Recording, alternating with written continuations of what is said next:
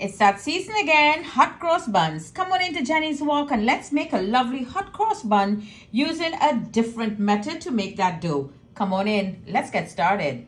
So first of all, here I have my raisins. I give them a good chop, and I have here nutmeg and cinnamon. So I want to give this a nice little mix. I want to add a little bit of my vanilla extract I brought from Mexico, and also some almond extract, and I want this to sit a little bit in here for like 10 minutes. So in here I have 2 cups of flour, water. So here I have some warm water, and I'm going to add my yeast in there. Here I have 1 egg. Yep, we're going to add that. If you want to use some food coloring also, you could go ahead. In that, we're going to add our almond essence, our vanilla essence. I'm going to be adding a little bit of coconut vinegar. What vinegar does, it gives that dough a little help to get a good rise. In goes some truffle oil. Yep, I'm going to put that in there. I'm going to leave the measurements for you. And in goes some maple syrup. There you go. Now what you're going to do, you're going to give all this a good mix. Here I have nutmeg and cinnamon, ginger, some salt, and here is my cardamom powder. I'm making it warm. It's a nice spice bun, so let's just spice it up a little bit. Give that a good mix in there. In here, I want to use some orange zest. Just add that orange zest in. And as I say, if you want your buns to be a little yellow, you could always add a little bit of food coloring. If you don't like that, you could always add a pinch of turmeric. Mixture is all done. So what we're going to do, we're going to pour in it little by little. And let me bring this dough in. Okay, foodies, so this is what your dough would look like. So now I'm just sprinkling a little bit of oil on it. You mix it with your spatula. There you go. Bring everybody in. And this looks marvelous. We're going to put the lid on, and in 30 minutes, we're going to come pull and stretch and pull and stretch. So it have been 30 minutes, and here I have my plate with oil. So let's take a look at that dough. It's all relaxed now. So you're going to take your fingers and place it into, get some oil like this. You're going to take your dough and you're going to pull it and tuck it. Going to go again. We're going to pull again on this side. Stretch it up just like so and tuck. This side, you're going to pull and tuck. And the same thing on the other side. So that's 4 sides. Your fingers get a little sticky and tuck. And I'm going to cover it now again for another 30 minutes. Let's take a look again now. So, wow, look at that.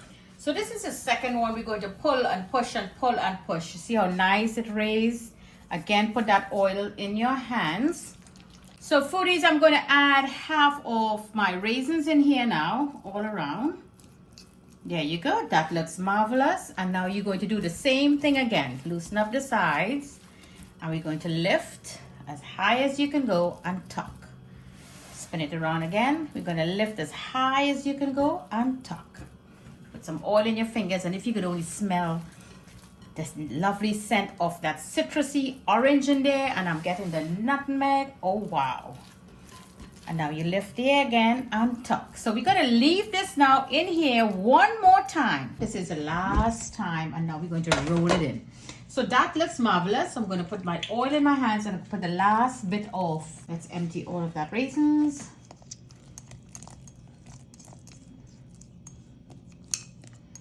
Okay, so that looks good. So grease your hands, and you're going to do the same thing again. So we're going to just left and right, front and back.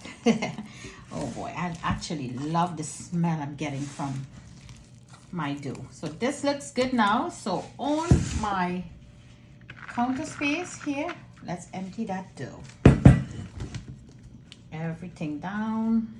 Remember, it's very sticky, so just help get them all out from the bowl. This looks marvelous. Much flour as you need. There you go. And just bring everything together. So this do not need any type of kneading at all, because this is ready. So now let's cut our dough balls. If you want to do it long, just plate around and get them long, so you will know how much you want. Cut in half, and from half, let's see how that looks. Make a big one. I like to use my hands. This is why I'm playing around so much rather than using. Okay, foodies, I have these lovely little cups here that will give you an individual size. So I want to put these in here. So I'm going to take them out from the pan so they all will be in their own little individual bun size. So now into the oven, and I'm going to go at 375, and this is going to be done like in 20-25 minutes. So I'm going to be using a steam in the bottom. There's some water there, so that's like a water steam bath, and our buns will go on top. So the steam will help push the buns so it will get really big and nice before the crust start forming. So let this bake now. Take your butter while it's so piping hot. I want you to zoom up into this. And you're just going to rub your butter on. So our buns is all cool and nice, and now we're going to make that lovely cross. So here I have some confectionery sugar, and I'm just going to add a little touch of that almond extract. And here I have some milk. And let's bring this together. This will be our cross. The end of the bag, get that peak and stick it in there. And that will be the pointy one. And we're going to get a scissors. I'm going to nip that. I'm going to show you. So now just add all this lovely. So just, there you go, that lovely maple syrup that one of my foodies sent me from Canada.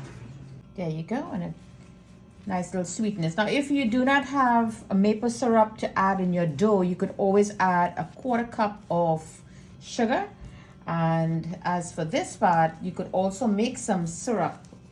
So there you go, foodies. Give it a nice little ziplock right there, tight and nice. Squeeze it down. Let here be open so you get the air out. And give it a nice twist. And there you go, very tight. Give it a little nip right there. Perfect. This is your cross.